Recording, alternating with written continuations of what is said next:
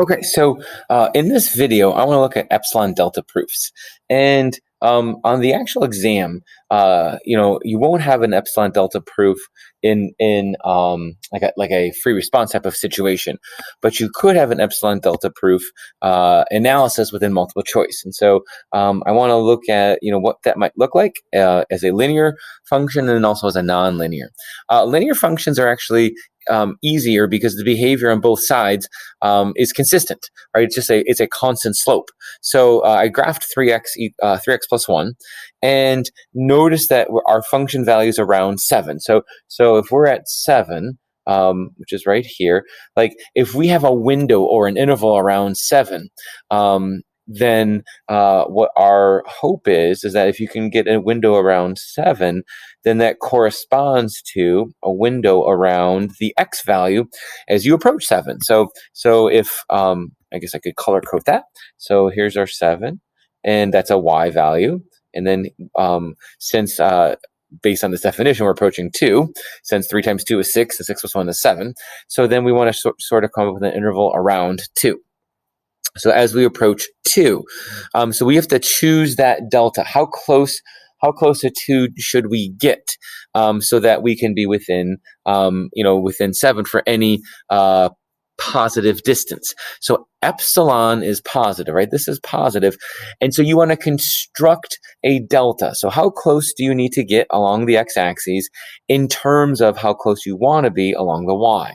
So remember, epsilon is a y value and delta is an x value, but you're going to start with epsilon and rewrite it in terms of delta. So like, for example, you take your function and what its limit is. So like f of x minus the limit value. And again, like kind of off to the side, I might say, okay, the limit as x approaches 2 of f of x is equal to 7, because I know my function was given, right, is 3x plus 1. So it's easy to just substitute that in. So I want my function f of x, which is 3x plus 1. I want the difference between the function and what I'm claiming the limit value to be, 7. So that's like a distance, right? And absolute value means I could be above or below that. So I'm at this distance here, above or below, and I want to know what is that in terms of well, it's epsilon, but I want to write that in terms of delta. So I'll show you what I mean.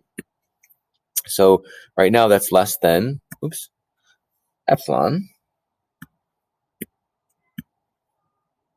There it is. Okay.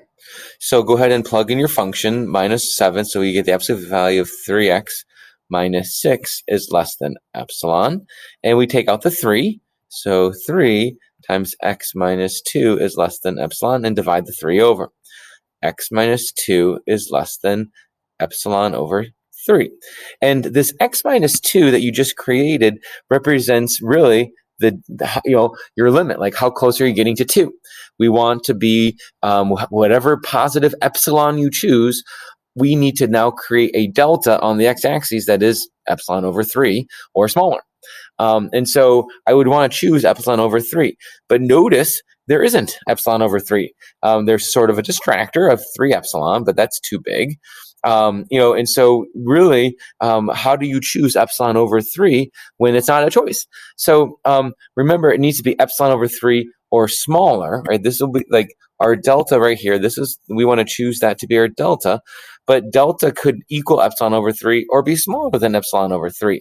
And so if I choose epsilon over 4, that will still be smaller than epsilon over 3. So that would be what I'd want to choose. If I choose epsilon over 4, definitely less than epsilon over 3, which means I will be close enough on the on the x. That's how close I have to be on the x-axis to get close to the limit value on the y-axis. Okay. Now, when you have a nonlinear function like the second one, you start the same, but you also need to know a little bit about the behavior of the graph.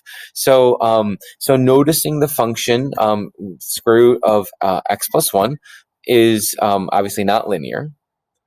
So I'm gonna here's our square root function, something like that. X-axis, y-axis, and now here it is. So as x approaches 3. Our y value is getting close to 2. So 3 comma 2. And so we want to choose an epsilon, choose a delta that's based in epsilon, so that no matter how big of epsilon you pick, I know automatically how appropriately I need to be spaced for my delta.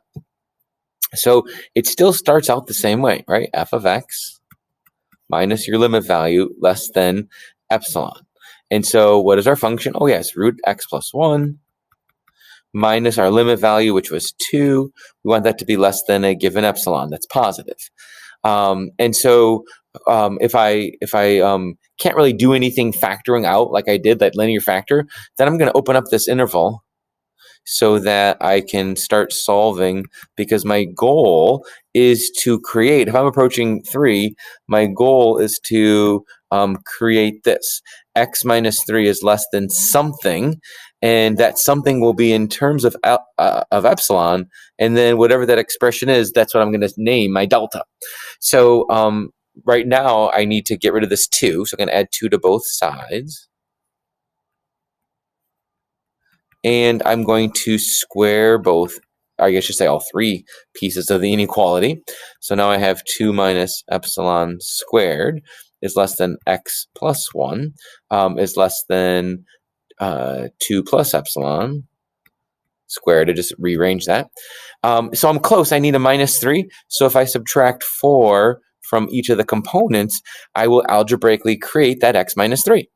So 2 minus epsilon squared minus 4 is less than x minus 3 is less than 2 plus epsilon squared minus 4.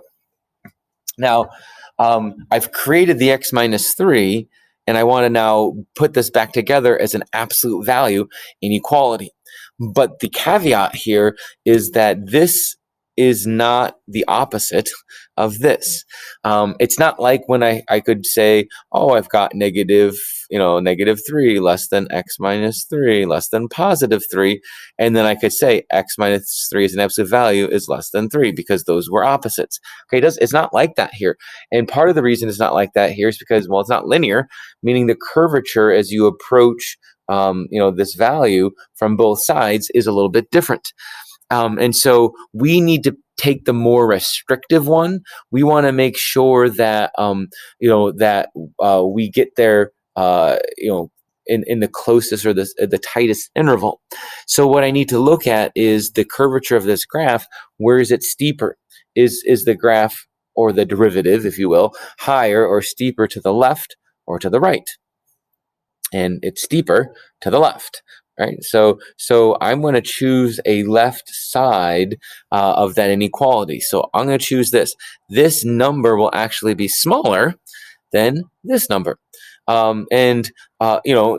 you could tell because 2 minus epsilon versus 2 plus epsilon, right? You're going to get a little bit smaller of a value, and then I do know that is negative, right? 2 minus epsilon squared minus 4 will be negative, so that's going to help. I'm going to put the absolute value, so I'm going to choose that side. So x minus 3 is less than the absolute value of 2 minus epsilon squared minus 4.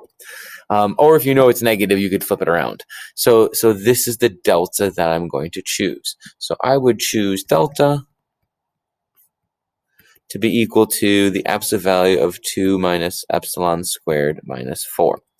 Now, if all of a sudden you had a parabola that was opening up, and so all of a sudden, you're approaching maybe, this value right here, and you want to look on the left and the right. Well, now it's steeper on this side, right? It has a higher slope. So then I would have chose the right side of our inequality. So for nonlinear functions, you kind of need to know the behavior of the graph.